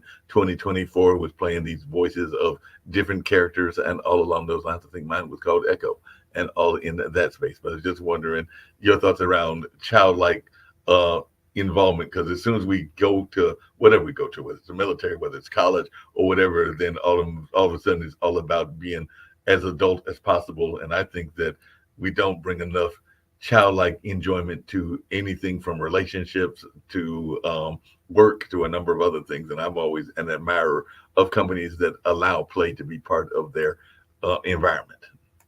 I think people don't know what fun is. Mm-hmm. I ask people all the time, what brings you joy? Right. And 9 out of 10 people cannot answer my question. Mm-hmm. What's fun for you? They just kind of look at me. I watched TV last night. I think going out and having fun and doing things that bring you joy is the key to life. Childlike wonder. If you love drawing as a child, go pick up a coloring book, Color by Numbers, an adult coloring book, and just start coloring. When I was talking about rose-colored glasses, I was actually referring to how people see you and your family who want to put you in that box that you've always been. So you're not that person anymore. But if you're stuck in life and you're in a 9 to 5 and you just don't know what to do, try going out and having some fun. Mm-hmm. No, and I'm not talking about going to a movie or watching or binge watching a series on Netflix. I'm saying fun. Go roller skate. Right. Okay, if you're 62, you won't roller skate because I'm scared I'll break my neck. But, go out and do something fun. Go ride a horse. Go ride a bike. Do something. Go play hopscotch. Something. Mm-hmm. Go have some fun. Laugh. Laugh with your friends. Crack jokes.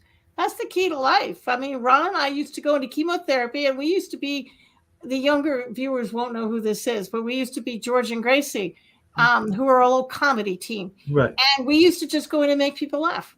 Why? Because it's more fun than crying. No, I agree with you. And there's a show that we do regularly. Billy Graham does it, not the famous pastor or even members of his family and everything, but it is a motivational speaker out of Texas, African-American motivational speaker. And if you ever watch the show and see his commercial that opens the show, he is speaking at one of the African nations. I forget which one it is. It might have been Ghana or something like that. And one of the things that he brings up is, well, a couple of things. He brings up the notion of he doesn't want to take all of these great ideas with him to the graveyard. And I definitely understand that and agree with him on that and along those lines. But the other thing that he says is that how can that we are told to break out of the box, but how can we break out of the box when there is really no box to break out of, and all along those lines. So that is one of his lines, is that there is no makes box. A lot of sense. Everybody, you can't put me in a box because there is no box. That's exactly what he says, is you can't put me in a box. I read a meme on Facebook just yesterday, said, if you're one of those people who think the glass is half full, go buy a smaller glass and pour the water into that glass. There you go. Now the glass is full. I thought it was an interesting perspective. That's a very interesting perspective, because if the glass is half full, go get a smaller glass and then it'll be a full glass and everything. There you go. It's a matter of perspective. Think outside the box. Okay, well, I don't have a box, so there's no box for me to think outside of, because I don't fit into anybody's box. Right. No, you definitely don't. Never did. And all along those, what advice would you give to folks, and we're getting ready to wind down shortly, that are thinking about writing a book? Because like you mentioned earlier, you have written about 12 of them and all along those lines. But what advice would you give for folks that are thinking about going into the notion of being an author and all along those lines? Because I've always been told that everybody has a book in them. Now, whether every book needs to be written, that's a whole nother question, and that's a whole nother story. But I have been told that everybody has a book within them and everything. But what advice would you give to folks that are thinking about writing a book? Just start writing.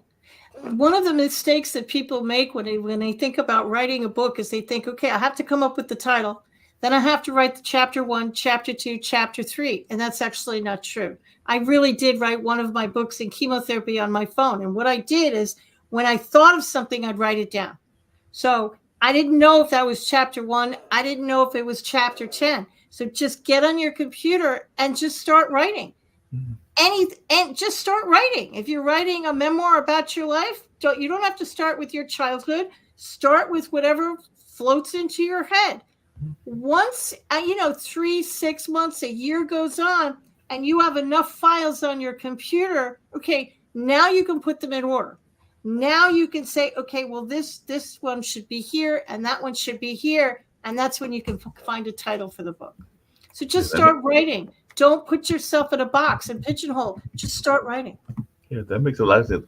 Would it be something similar to just go ahead and do it? Because one of the things I know a lot of people are interested in is something else that we've talked about here on this show and everything that you have been part of with is entrepreneurship. And I know that everybody thinks that they've got the next great business idea. Now, I do get frustrated when I see people that have these great ideas and don't necessarily follow some of the basic principles that you need to have, which is like a business plan and some of the other stuff. But hey, I've also seen some businesses that were successful that were, as you just put it, out of the box, and they might not have had the business plan or even the total staff until actually the business was up and running and everything. Because literally, I don't think I mentioned this to you, but I did mention at the beginning that my parents started a radio station, and they started it when I was the year of the independence. So 1976 is when the station came on the air, and it was on till roughly 87 or 88, so about 11 or 12 years.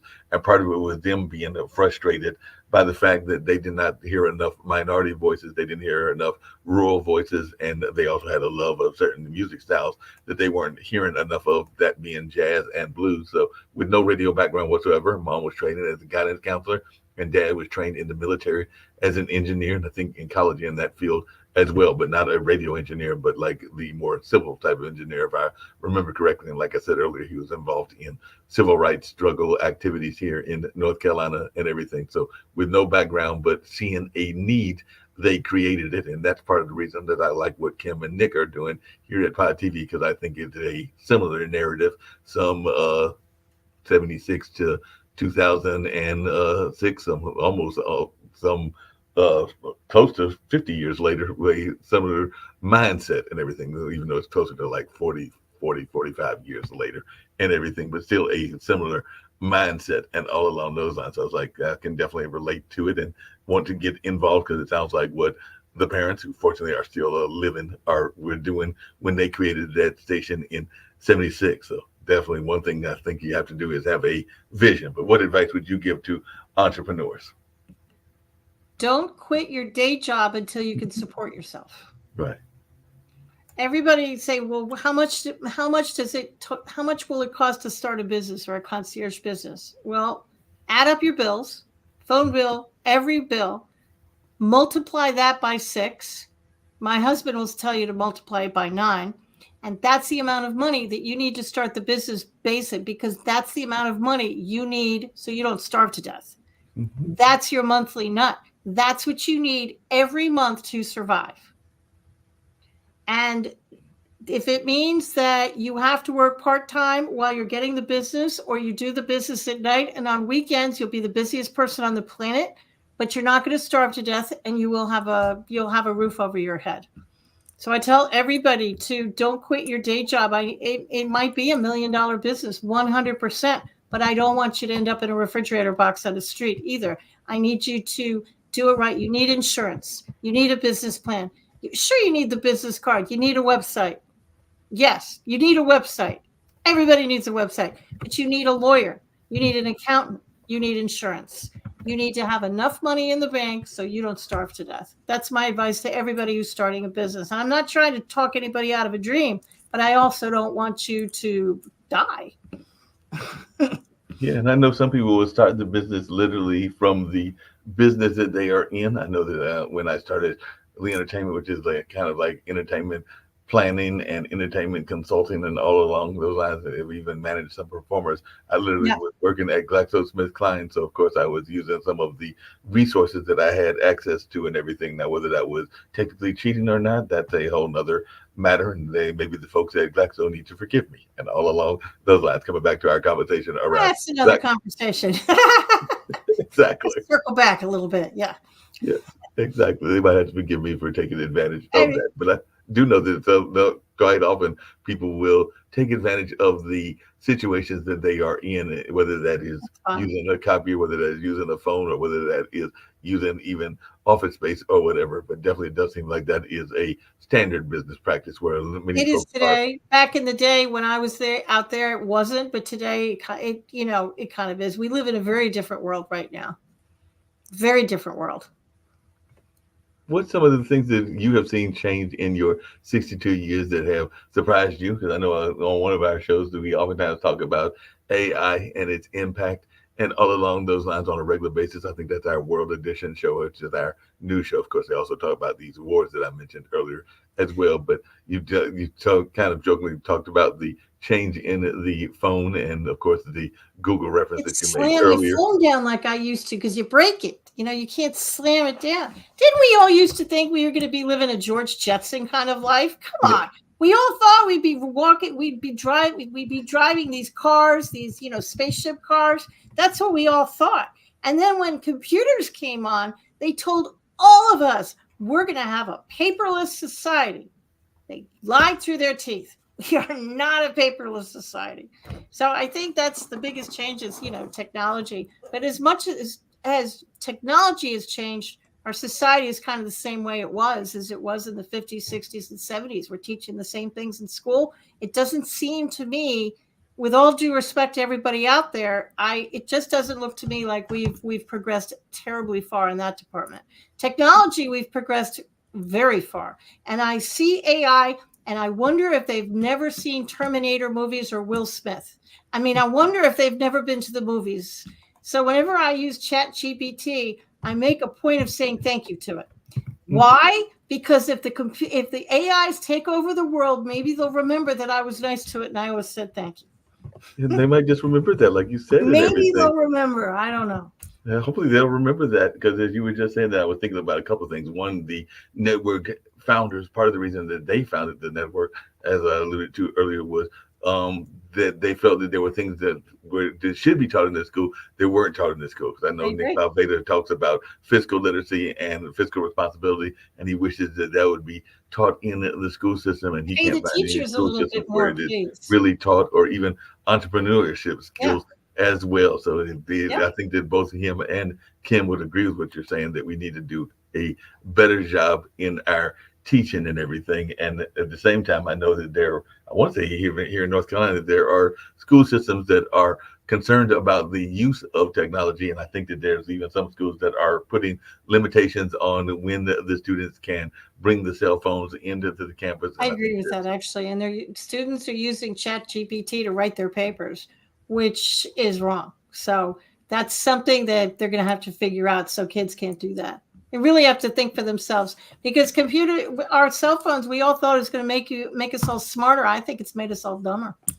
Well, not only that, but I also wonder, between the cell phones and the pandemic, if some of well, I'm glad to be able to talk to you on this platform and everything. And hopefully I know that we have a regular meeting sometimes with some of the people from here in North Carolina that have been on shows and everything else, that Nick brings them to the WADU, which is over there on the campus of Duke University, and we'll have a lunch together and all along those lines. So I know there have been some past guests and definitely some hosts that have showed up as well. So I might have to see when the one is for January and see if you're able to come from Apex, because I know there's some people that come from Raleigh. I'm actually outside of Wilmington. So okay. I'm about 2-3 hours away.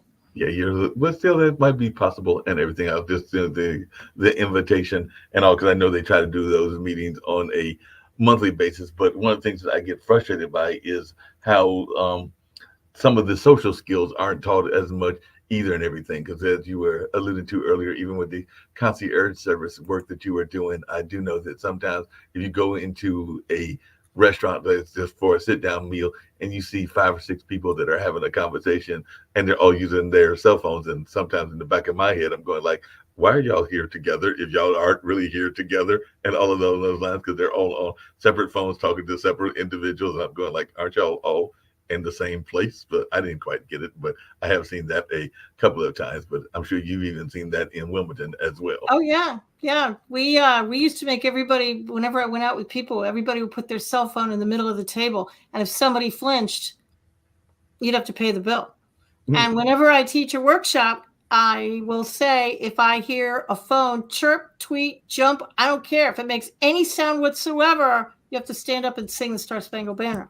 make sure for all the speakers out there that you turn your own cell phone off first before you make that announcement. Happened to me once. And the only reason I got out of it is because we were going to lunch at the time. So I managed to talk my way out of it. But yeah, I agree with that 100%. Along those same lines, Barbara Smith, who usually does the show on Thursday, I've actually got to get in touch with her and Shawnee. She used to have these like certain things that she does a show called Empowering You. It was in Thursday evenings, and now it's Thursday afternoon, and that's why I've got to check and see whether we're on for it this Thursday or whether she'll come back on the 11th for the first episode and all in that space. But she would oftentimes talk about kind of like catching how a lot of times when people are given an introduction to the speaker, they basically read the bio, and there's like the bio is already provided and all along those lines. So she would sometimes ask a question that would get people to break that mold. So she would sometimes say that she was, I forget the exact phrase, but something like, I was an engineer by 8, I was a race car driver by 10, and then I was a something else by 12. And she would give backgrounds as to how this happened. So the engineer at like 8 was her literally breaking down something that was in the house and rebuilding it and all along those lines. And the race car driver was literally her, right in her parents' car or something along those lines. So there was a narrative that got the person who's doing the introduction to break out of that tried and true tradition of just reading the bio and everything. So I was wondering, how do you get people to introduce you in a way that is less stale than some of the introductions are at many speaking conferences? So like I said, that was one of Barbara's little tricks of the trade, but I was just wondering how you deal with it and how you try to get them to give something that is a little bit more vibrant. Sometimes I'll write it for them. Mm-hmm. Sometimes I'll just give them some verbal suggestions. Because I don't like to step on people's toes when they invite me to speak. They've got a certain format of doing things. But when I'm asked, I'll tell them, to they can say anything they want in my bio. But I'm a big fan of people can read. Mm-hmm. So I like to have it short and sweet because everybody can Google me. They can go to my website. They can read my bio. And I'm a fan of, you're not really here to hear my bio. You kind of want to hear what I have to say. And I feel that way about every speaker. So I try and keep them short and sweet. No, that makes a lot of sense. Just keep them short and sweet and all along those lines. As I said, getting to wrap it up, because I'm actually getting to get out of this building, get back to my apartment and house and all along those lines. But one of the things I get every guest to do is, if you can tell folks that have been listening to this conversation either now, and I have seen a few people that have popped in at least on the little eyeball, as well as other ways that I'm able to know and everything. And also I will air these interviews several times during the course of the week and the month, even after they are aired. So any words of positivity and hope, because as you've learned, that's part of what I am all about, is spreading positivity and hope to the globe in whatever ways I can. So any message of positivity and hope that you would like to share with our global audience, as well as ways that you can be reached and contacted, and any messages that you haven't got out, because I think we've covered quite a bit of what I know you're about, including entrepreneurship, business, and the concierge, and being a breast cancer survivor. But anything that you would like to share that we might not have tapped into, and any message of positivity and hope, and ways that folks can reach out to you. And hopefully you'll come back even on our new show, because like I said before, we do the new show every Monday through Friday at 10 a.m. And I might even send you the link for tomorrow, all along those lines. And if you want to jump in, that becomes a little bit more of a food fight, because we do have people of different political views, whereas I like to just have open conversations and not be as much of the contrast kind of things that some people do. But it's still a good show and a fun show. But I still may send you the link, and if you have the time, pop in. And if the food fight becomes too much, you are perfectly welcome to pop out as well. If people want to purchase any of my books and you want to see what I've written, you can go to KatherineGiovanni.com. Catherine is spelled a little bit weird. It's KATHARINE, Giovanni.com. A list of my books and all the things I've written are right there. The newest one is this one, The Ultimate Path to Forgiveness. My biggest message to anybody is to be your authentic self. And I'm not being tried. I actually mean it. Everybody's trying to put us all in a box. And if you're not happy in what you're doing, it probably means that you're not being your authentic self. You're not being true to yourself. You're not doing things that make you happy. You're not being the person you know who you are. Why? Because maybe you're scared society is going to accost you. They're going to pick you. They're going to point their finger at you and say, you shouldn't do that. It's like the bullies in grammar school. Be your authentic self. It's why you're here on the planet. The only way we're going to heal the planet is if we be our authentic selves and we do what we're meant to do. Okay, Catherine, what am I meant to do? You'll figure it out. Once you decide to be your authentic self, you'll figure it out. Trust the little bird on your shoulder and know that you got this. No, definitely. You said a couple of things that had me laughing as we're closing out and everything. One is that, and I still tease him to this day and everything, but as I mentioned before, I've always knew that I was going to be in the entertainment space and definitely the media space as well. And I remember that he doesn't do as much now because there is a nickname that I created for myself that I actually enjoy. And I think I created it on Facebook. You might have even seen it on LinkedIn, which is the Cultural Minister of Durham, because I'm definitely involved in a lot of cultural activities here in Durham. So I created that and everything. And I think it was actually some friends of mine that came up with that term, because they were like, every time we see you, you're at something cultural. So they were a little bit on the more left side of politics. So they were like, you must be the Cultural Minister of Durham. So I kind of stuck with that and kept that even on some of my social media outlets and all in that space. But my dad, when I was young and everything, he used to sarcastically call me a showbiz. So that would sound his way of being sarcastic and all along those lines. So I was going like, yeah, but sounds like a compliment to me. Exactly. And I took it as a compliment, and I also took it as a kind of a part of the trademark and some of the things that I do as well. So at the time, he was being a little bit sarcastic in the way he phrased it, because it was kind of done in a sarcastic tone and all. But I took it as a compliment and have used it as a compliment ever since that time and everything. So that's just something that I found, that you can flip what somebody may intended to be one way into a more positive light, and if you choose to and everything. Yeah, they say they're calling you showbiz. Said thank you. Yeah, exactly.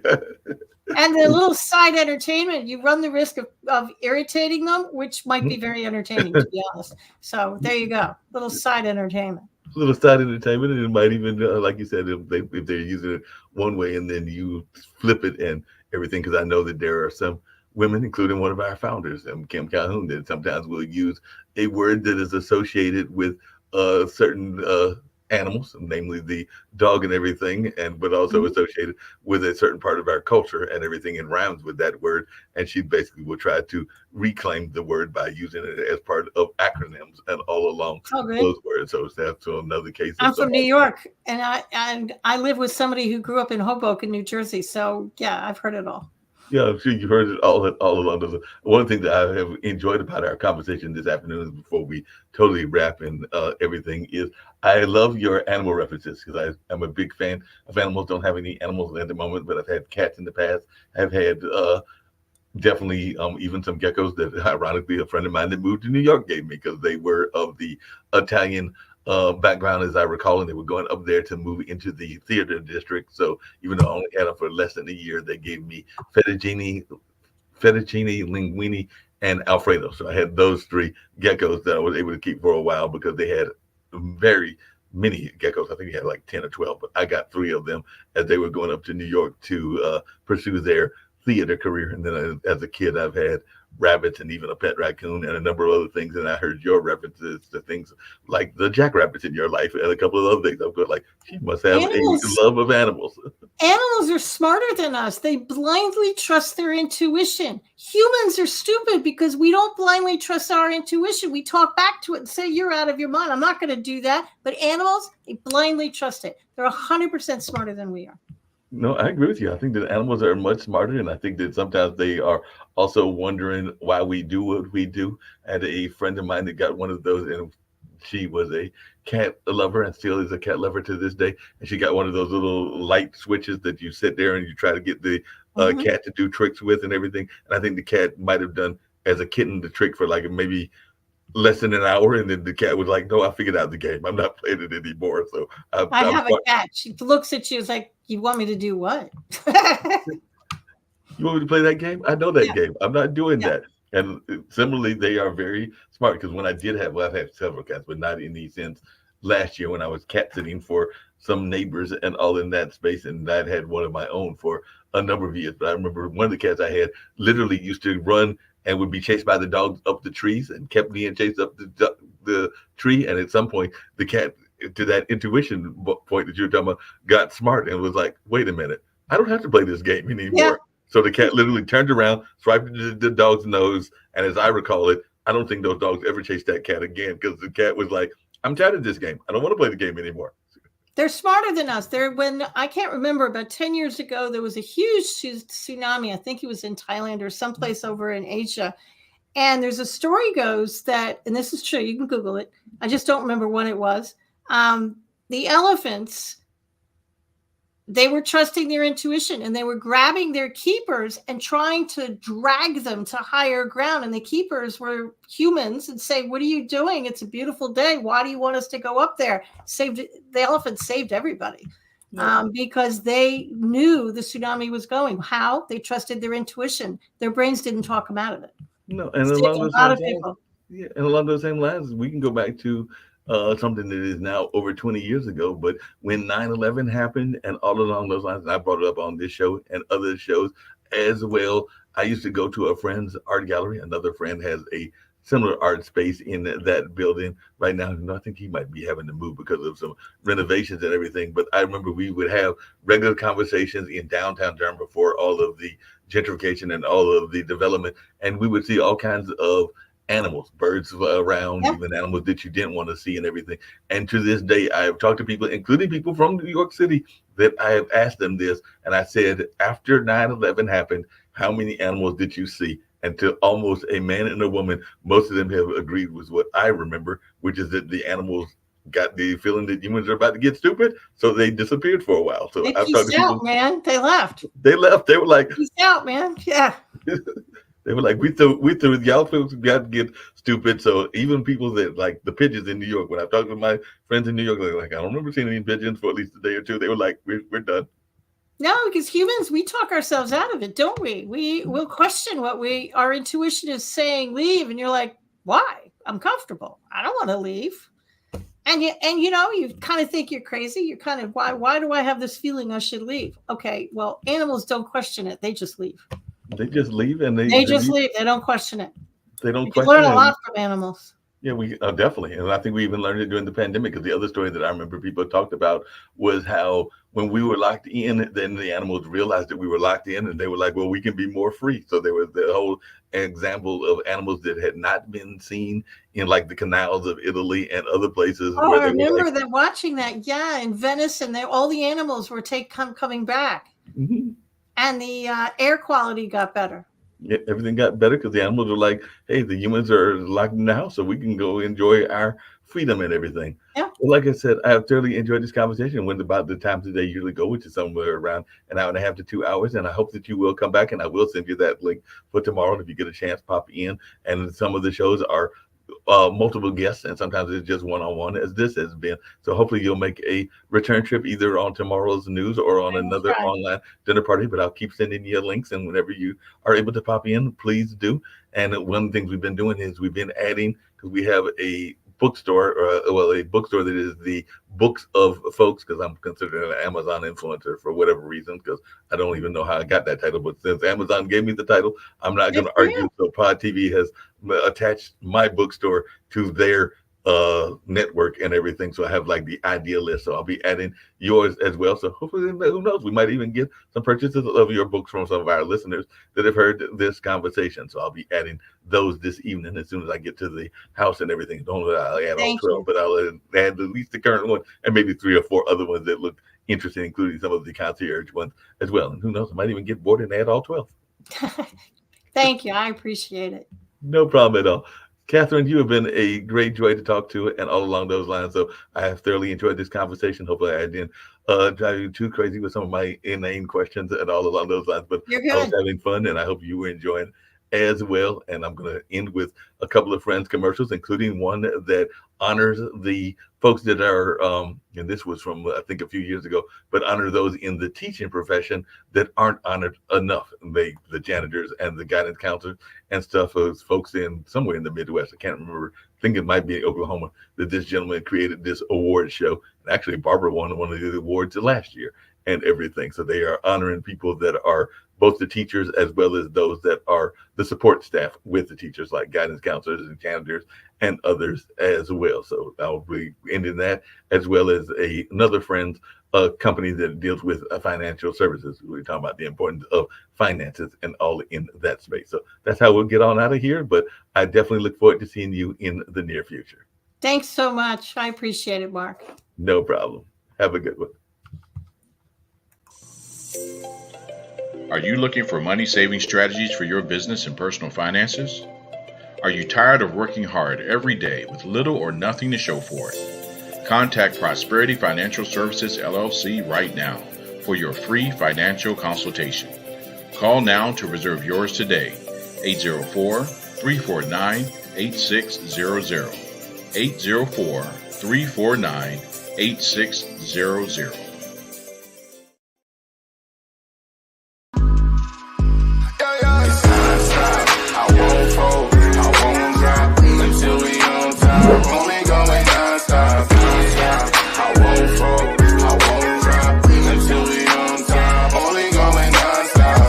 Thank everyone for coming to the 2020 TAF Awards.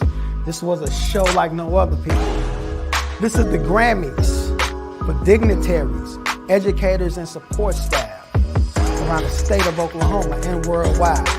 We cannot do this without the support of the people. So we thank you. I thank you for being such a dedicated supporter to this movement for the Teachers Appreciation Foundation. I thank you.